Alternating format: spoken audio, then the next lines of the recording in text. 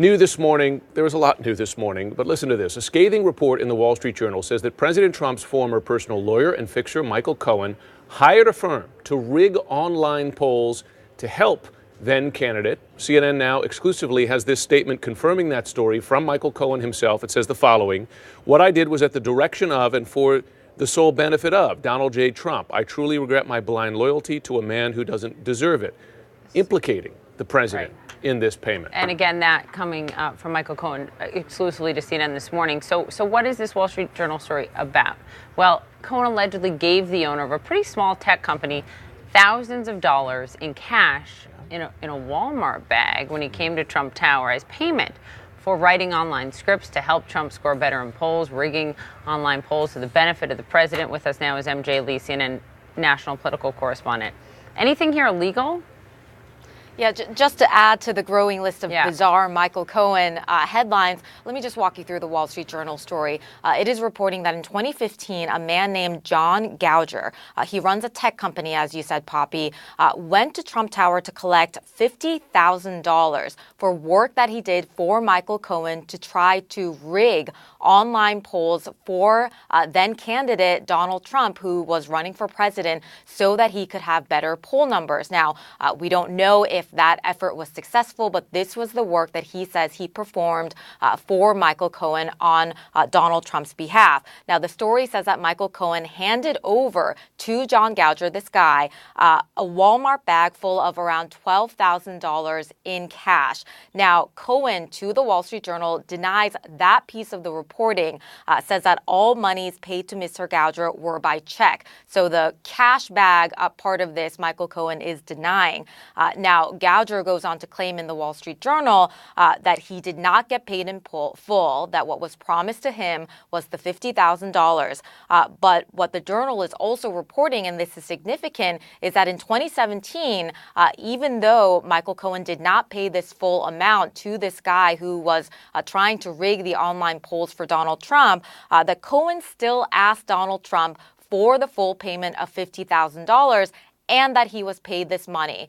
So again, just to emphasize, the headline from this story is that Michael Cohen paid this guy around $12,000 to $13,000, according to this person. And then 2 years later, he asked Donald Trump for more money than what he allegedly paid out of his pocket. And Poppy, according to that statement that you just read from Michael Cohen that we just got, all of this comes back to loyalty. Michael Cohen's defense now for a while has been that all of these things that he did that were, frankly, really sketchy, he did out of blind loyalty to Donald Trump.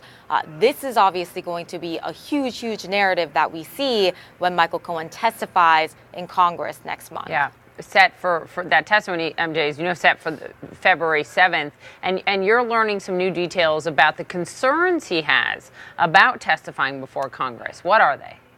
That's right. I mean, we are learning that Michael Cohen is basically concerned about his family.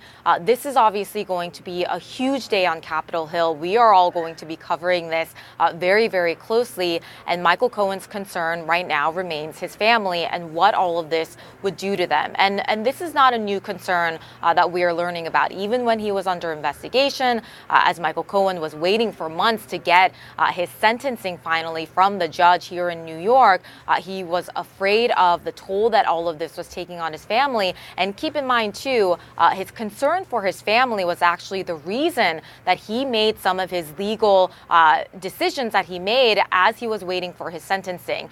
Even before he was able to get a full cooperation with prosecutors, he decided he's going to get the sentencing on the day that was originally determined, because his strategy was, I want to put this behind me as quickly as possible so that I can move on and so that my family can move on. MJ Lee, thanks very much. Paul Callan is back with us.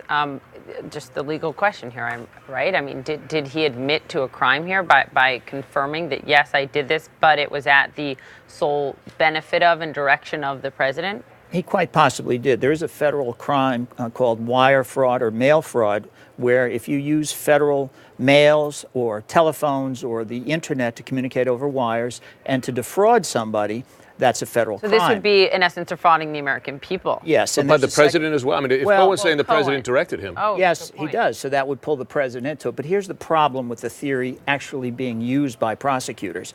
You'd probably wipe out half the Congress because everybody exaggerates what they're doing in the polls, or they discredit a poll. Pay someone off to I don't know. polls? Prosecutors will look at this and say, will every opponent of another candidate claim that he's using rigged polls? I think you could make a criminal case out of it, but I think it would be a tough one. The other problem here that I see with Michael Cohen is that obviously he only paid the guy that he hired to rig the poll $13,000 or $12,000, but he billed the president $50,000.